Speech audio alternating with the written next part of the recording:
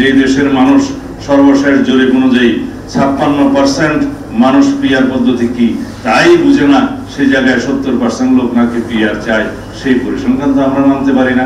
এরকম বিভ্রান্তকর তথ্য দিয়ে বাংলাদেশের মানুষকে ভুল বোঝানো বা বিভ্রান্তি সৃষ্টি করা অনুচিত হবে।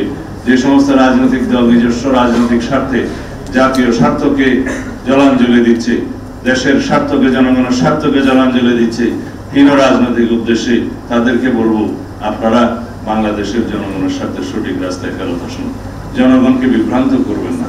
আপনারা কি জানেন এই পিআর পদ্ধতিতে কোনো স্বতন্ত্র প্রার্থীর কোনো জায়গা আছে? আপনারা যে কেউ যদি কোনো নির্বাচনী এলাকার মধ্যে কেউ একজন স্বতন্ত্র প্রার্থী হিসেবে দাঁড়াতে চান, তার জন্য এই পিআর পদ্ধতিতে তো কোনো খানা নাই। তারা কি নির্বাচনে অংশগ্রহণ করার জন্য সাংবিধানিক অধিকার রাখে না? আপনারা পিআর পদ্ধতি মানে সিম্পল যদি বলেন মার্কাতে ভোট দিবে, কে সংসদ সদস্য নির্বাচিত হবে সেই এলাকার মানুষ জানবে না, সেই নির্বাচনী এলাকার মানুষের কোনো অধিকার থাকবে না, তারা যাকে পছন্দ করে ভোট দিবে সে নির্বাচিত হবে। নির্বাচন করবে কে? মার্কাতে ভোট করবে, নির্বাচিত হবেন যিনি, তিনি কেবল দলের কেন্দ্রীয় নেতৃত্ব কর্তৃক নির্বাচিত হবেন। দলের প্রেসিডেন্ট, সেক্রেটারি অথবা আমির সাহেব অথবা মজলিসের শোরা নির্ধারণ করবে কোন এলাকায় কে নির্বাচিত হবেন। সেই হিসাবে বাংলাদেশের মানুষের গণতান্ত্রিক অধিকার তো নিশ্চিত হলো না। সেই পদ্ধতিকে আমরা চাই। বাংলাদেশের মানুষ যে পদ্ধতি 56% মানুষগুলো বুঝেই না, সেই পদ্ধতিকে আমরা চাইতে পারি? তো সুতরাং এই সমস্ত কথাবার্তা বলে জাতিকে বিভ্রান্ত করার চেষ্টা না করাই উচিত। যে পদ্ধতিতে আপনি যাকে আপনার প্রতিনিধিকে ভোট দেওয়ার জন্য বর্তমানে সংবিধান স্বীকৃত আর্টিকেল 65 সাবসেকশন 2 অনুসারে বলা আছে যে প্রত্যেকটা আঞ্চলিক নির্বাচনী এলাকার জন্য জনগণের প্রত্যক্ষ ভোটে নির্বাচিত 300 সংসদ সদস্য লইয়া জাতীয় সংসদ গঠিত হইবে। স্বাস্থ্যকর অল টাইম ফ্যামিলি কেক, সব সময় অল টাইম হেলদি লাইফ। সেই জায়গায় কেউ কেউ তাদের নেতৃবৃন্দ নাকি বলছে যে সংসদ সদস্য বা জাতীয় সংসদ নির্বাচনের কথা বলা আছে সংবিধানে, কি পদ্ধতিতে হবে সেটা নাকি বলা নাই। বলেই তো দিলাম অনেক জায়গায়, পড়ে দেখতে পারেন।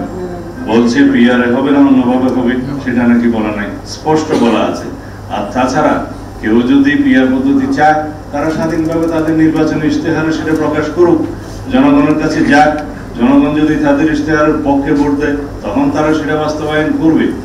আমরা স্পষ্টই দেখতে পাচ্ছি বাংলাদেশের রাজনীতির ময়দানে এবং নির্বাচনে অস্থিরতা সৃষ্টি করার জন্য, বাংলাদেশের আগামী জাতীয় সংসদ নির্বাচনকে বিলম্বিত করার জন্য এবং পারতপক্ষে বানচাল করার জন্য যে শক্তি কাজ করছে, তার পক্ষে এই রাজনৈতিক দলটি কাজ করছে বলে আমাদের সন্দেহ।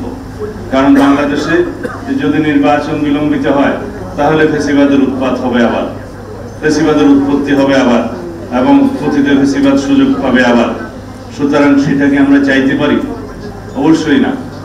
বাংলাদেশে যদি নির্বাচন বানচাল হয়, তাহলে অগণতান্ত্রিক শক্তির উত্থান হবে অবশ্যম্ভাবীভাবে।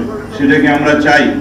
যদি না চাই, এত রক্তের বিনিময়ে গণতান্ত্রিক অধিকার ফিরে পাওয়ার জন্য আমরা গণ-অভ্যুত্থান করেছি, আমাদের সেই অধিকার যেন আমরা বাস্তবায়ন করি। বাংলাদেশের সামনের দিনে যে জন্য আমরা গত 16 বছর আন্দোলন সংগ্রাম করেছি, যে অধিকার ফিরে পাওয়ার জন্য, ভোটের অধিকার ফিরে পাওয়ার জন্য, সেই অধিকার প্রয়োগের জন্য বাংলাদেশের জনগণ আমরা সবাই উন্মুখ হয়ে আছি।